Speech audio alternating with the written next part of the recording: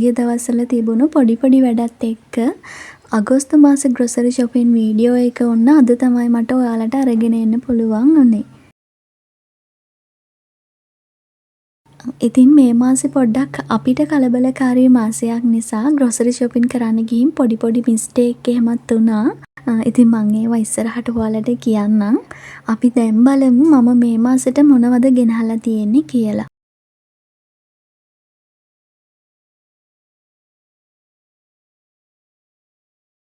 අපි ගිය මාසේ ගෙදරට පදිංචි වෙනකොට අමතර බඩු මල්ලක් අරගෙන ආවනේ. ඇත්තටම මට ඕක අමතක වුණා. ඉතින් ඒ නිසා මම ආයෙත් බඩු ලිස්ට් එකක් ලිව්වා ඒ ගෙනාපු ඒවත් එක්කම. ඉතින් මේ මාසේ බඩු ටික ගෙනාවට පස්සේ තමයි දන්නේ මේ ගෙනාපු ඒවායින් ගොඩාක් දේවල් ගෙදර තිබිලා කියලා. කවදාවත් නැතුව හැම දෙයකින්ම මම වැඩිපුරත් එක්ක දාලා වැඩි හොඳට කියලා. ඉතින් බලන්නකෝ තියෙන මාසෙම තමයි මම වැඩිපුර අරගෙන ඇහිලා තියෙන්නේ.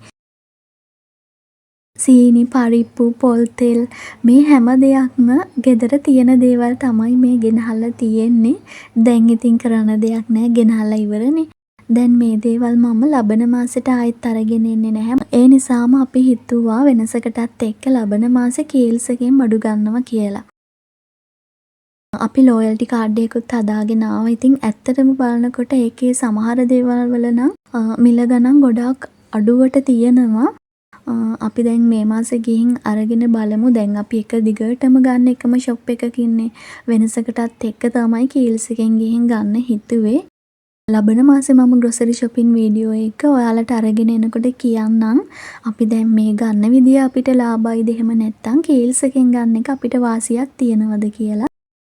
ඇත්තටම අපි නිකන් ගිහින් කීල්ස් එකෙන් බඩු ගන්නවට වැඩිය අපි දැන් මේ හදාගත්තු ලෝයල්ටි කාඩ් එකට බඩු ගන්නකොට ගොඩාක් දේවල් වල මිල ගණන් අඩුවට තියෙනවා. ඉතින් ඒ නිසා තමයි අපි හිතුවේ වෙනසක් මේ පාර කරලා බලන්න.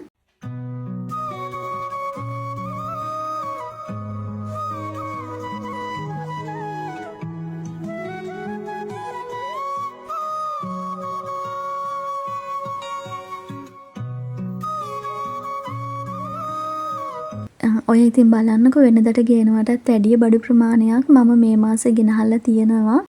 ඒ නිසාමද මන්දා වෙනදට මාසෙට යන ගානට වැඩිය ගානක් මේ මාසෙට වැඩිපුර ගිහිලා තියෙනවා.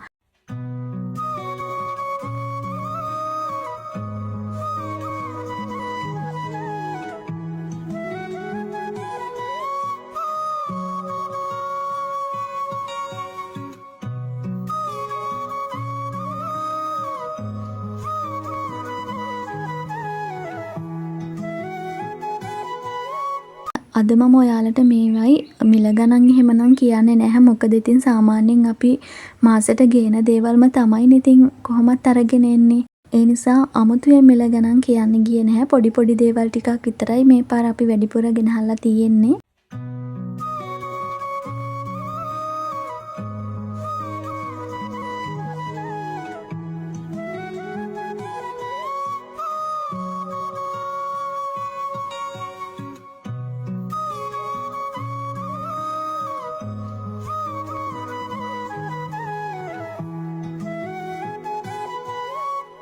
දැන් අපිට හම්බ වෙන්නේ මන්ත්ලි සැලරි එකක්නේ. ඉතින් අපි මාසයක්ම බැලන්ස් කරගන්න ඕනි ඔය එක දවසකට හම්බ වෙන සල්ලි වලින්. සතියෙන් සතියටවත් සති දෙකෙන් දෙකටවත් දවස ගානේ ගිහිල්ලවත් අපිට බඩු ගේන්න හැකියාවක් නැහැ. මොකද එකපාරම සැලරි එකක් හම්බ වෙනකොට ලෝන් වලට කැපිලා එතකොට තව අමතර කියන දේවල් වලටත් කැපිලා ඉතුරු ගාන තමයි අපේ අතට හම්බ වෙන්නේ. ඉතින් එහෙම හම්බ වෙන පොඩි මුදල අපිට මාසයක් යනකම් සතියක් යනකම් තියෙන්නේ නැහැ. ඉතින් ඒක මන්ත්ලි සැලරි එකක් ගන්න ඕනිම කෙනෙක් දන්නවනේ. ඉතින් ඒ නිසා තමයි අර වැඩිපුර යන වියදම අවම කරගන්න තමයි හැම පාරම වගේ මාසෙටම එකපාර ගිහින් ග්‍රොසරි අයිටම් ටික අරගෙන එන්නේ. අතරමැදින් ගිහිලා මස් මාළු එළවලු ගේනවා ඇරෙන්න ආයෙත් මාසෙට අතරමැද ග්‍රොසරි shopping කරන පුරුද්දක් ඇත්තටම අපි ළඟ නැහැ. මන් දන්නේ සමහර විට මේ පුරුද්ද අපිට එන්නේ නැත්තේ අපේ අම්මගෙන්. මොකද එයා ඉස්සර ඉඳන්ම මාසෙටම හරියන්න තමයි ගෙදරට බඩු එහෙම අරගෙන එන්නේ. කියන්නේ මේ ඉස්සර ගෙවල් වල තිබුණේ දවස ගානේ කඩේ ගිහින් සීනි, පරිප්පු ඔය වගේ අරගෙන එන්නනේ. හැබැයි අපේ අම්මා එදා ඉඳන්ම කරන පුරුද්දක් තමයි මාසෙටම සල්ලි එකතු කරගෙන ගිහින් තමයි මාසෙටම හරියන්න බඩු අරගෙන එනවා. ඉතින් මං හිතන්නේ අපිටත් ඒ පුරුද්දම තමයි දැන් ගිහිලා තියෙන්නේ. මේ විදිහට කරන එක ගොඩාක් ලොකු වාසියක් අපිට. මොකද අමතර කියන වියදම් අඩු කරගන්න ගොඩාක් ලොකු අවස්ථාවක් මේක. අපි දවස ගානේ කඩේට ගියොත් එහෙම අර අනම්මනම් දේවල් පේනවා වැඩි. එතකොට ඉතින් අනිවාර්යෙන් අපේ හිතේ යනවා මේක හැමදාම ගන්නෙ නෑනේ ඔන්න ඔහේ අද විතරක් අරගෙන එනවා කියලා. ඉතින් ඔය විදිහට තමයි අපි දන්නේම නැතුව අපේ තියෙන ලොකු ගාණක් මාසෙ ඉවර වෙනකොට වියදම් වෙලා තියෙනවා අපේ අතේ. ඒ නිසා මම හිතනවා මේ විදිහට අර කල් තියාගන්න පුළුවන් දේවල් එකපාර ගෙනල්ලා තියාගන්න එක ගොඩාක් ලොකු වාසියක් කියලා.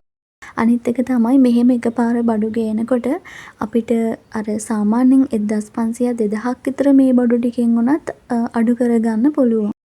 ඒ දේවලුත් එක්ක බලනකොට මට හිතෙනවා සති දෙකෙන් දෙකට සතියෙන් සතිය ගේනවට වැඩිය මේ විදිහට එකපාරම මාසෙට බඩු ටික ගෙනල්ලා තියාගන්න එක ගොඩාක් ලොකු වාසියක් කියලා.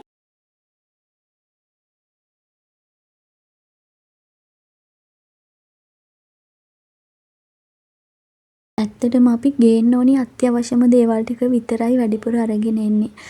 අනම්මනම් දේවල් එහෙම ගේනවා ගොඩාක් දුරට අඩුයි. මොකද ගෙදරත් කෑම එහෙම හැදෙන නිසා කඩේ කන ප්‍රමාණයන් ඇත්තටම ගොඩක් දුරට අඩුයි.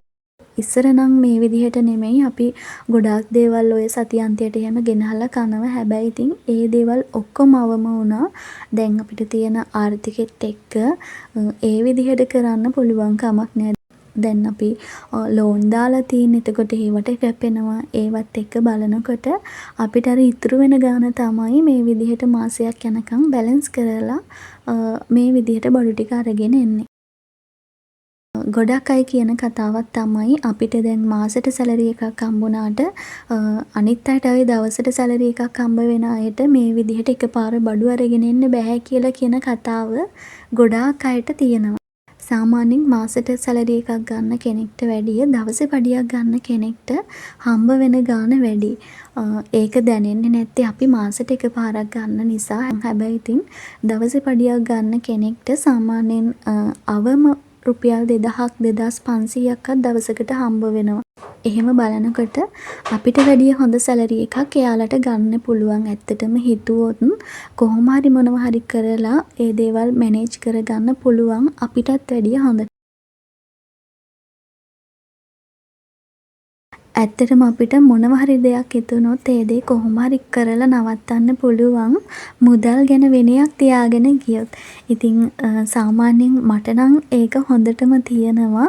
ඒ කියන්නේ ඔය අනවශ්‍ය දේවල් මගේ නැති නිසා අමතර වියදම් නැති නිසා මට ඒ විදිහට ඕනි දෙයක් මැනේජ් කරගෙන යන්න පුළුවන් හැකියාවක් තියෙනවා. ගොඩක් වෙලාවට අපේ පවුලේ සල්ලි එහෙම වැඩිපුර මොනවා හරි දෙයකට දැන් ඔය සීට්ටුවක් එහෙම දාලා හරි මොකක් හරි ක්‍රමයකින් සල්ලි වැඩිපුර ටිකක් හම්බ වුණොත් එයාලා මට තමයි ගෙනහලා දෙන්නේ. මොකද එයාලා දන්නවා එයාලගේ අතේ තිබුණොත් වියදම් වෙනවා කියලා. හැබැයි ඉතින් මගේ ළඟ තව අවුරුදු ගාණක් ගියත් ඒ සල්ලි ඒ විදිහටම වියදම් කරගන්නේ නැතුව මගේ ළඟ තියෙනවා. ඉතින් ඒක මට එදා ඉඳලා තියෙන පුරුද්දක්. ඒක අපේ වෙන්න ඕනි නැහැ. ගෙදර කාගේ වුණත් මම මේ දේ හරියටම එයාලට කරලා දෙනවා. ඉතින් ඇත්තටම අපි හිතුවොත් කරන්න බැරි දෙයක් නැහැ. මම ඒකයි කිව්වේ ඔයාලටත් පුළුවන් නම් එහෙම කරන කෙනෙක් ඉන්නවා නම් දවසේ පඩියක් ගන්න කෙනෙක් ඉන්නවා නම් පුළුවන් නම් මේ විදිහට කරලා බලන්න. ඉතින් ওই විදිහට තමයි මම අගෝස්තු මාසෙට ඕනි කරන දේවල් ටික ගෙදරට අරන් ආවේ. මම අර කිව්වා වගේ මේ මාසේ පොඩ්ඩක් කලින් මාසවලට වැඩිය වියදම චුට්ටක් වැඩිපුර ගිහින් තිබුණා. සමහර විට මම අර හැම දෙයක්ම වැඩි හොඳට වැඩිපුර ගෙනාපු එකත් ඒක හේතුවක් වෙන්න ඇති. කොහොම හරි ඉතින් මේ මාසේ මට පොඩි මිස්ටේක් එකක් වුණා. මට හිතෙන්නේ දැන් මේ කාලේ අපි ඉන්නේ ගොඩාක් සතුටින්. ඇත්තටම අපි දෙන්න ඉන්නේ ගොඩාක් සතුටින්. මොකද දැන් අපි අපේම තැනකනේ ඉන්නේ. ඒකත් එක හේතුවක්. ඉතින් ඕක නිසාම වෙන්නේ නැති ඒ දවස් ටිකේ මට ඔය දේවල් අමතක වෙන්නත් ඇත්තේ. කොහොම හරි කමක් නැහැ. ඉතින් දැන් මම අරගෙන ඇහිලා ඉවරයිනේ.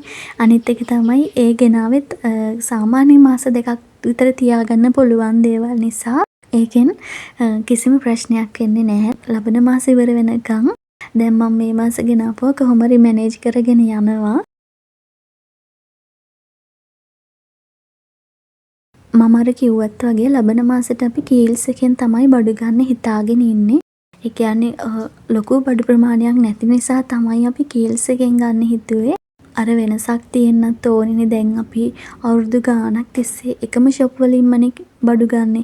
ඒ කියන්නේ ග්‍රොසරි අයිටම් එකකින් ගන්නවා, එළවලු තව එකකින් ගන්නවා, මස් මාළු එතනින් ගන්නවා. හැමදාම අපි කරේ පුරුද්දක් විදිහට ඒ තැන් වලින් තමයි බඩු ටික අරගත්තේ. ඉතින් අපි වෙනසක් කරන්න හිතුවා ලබන මාසේ. අපි බලමු ඒවට කොයි වගේ මිලක් යයිද කියලා.